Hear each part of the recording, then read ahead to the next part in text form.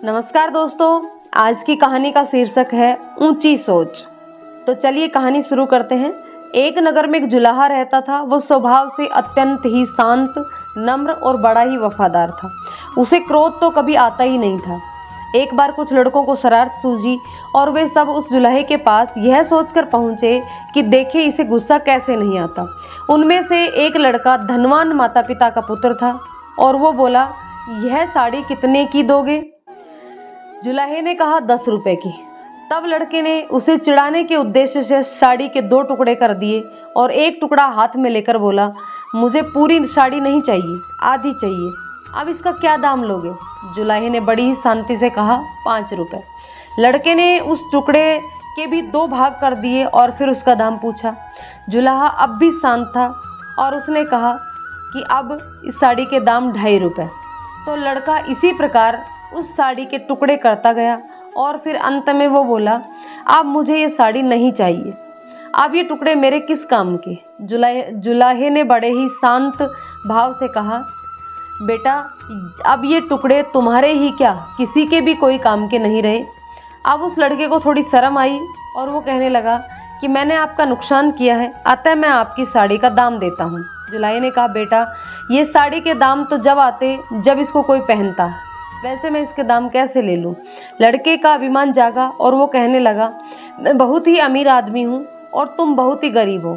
मैं इसका दाम दे दूंगा तो मुझे कोई फ़र्क नहीं पड़ेगा, पर तुम अपना यह घाटा कैसे सहोगे? और फिर यही नुकसान मैंने किया है तो घाटा भी मुझे ही पूरा करना चाहिए। तब जुलाहे ने मुस्कुराते हुए कहा, बेटा तुम यह घाटा कभी भी पूरा नहीं कर सकते हो। सोचो इसमें किसान का कितना श्रम लगा, तब जाकर कपास पैदा हुई। फिर मेरी पत्नी ने अपनी मेहनत से उस कपास को बुना और सूत काता, फिर मैंने उसे रंगा और बुना। इतनी मेहनत तो तभी सफल होती जब कोई इसे पहनता, इसका लाभ उठाता और इसका उपयोग करता, पर तुमने तो इसके टुकड़े टुकड़े कर डाले, तो रुपए पैसे से ये घाटा कैसे पूरा होगा?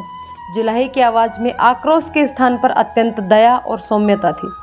लड़का शर्म से पानी पानी हो गया, उसकी आंखें भर आई और वो उस जुलाहे के पैरों में गिर गया।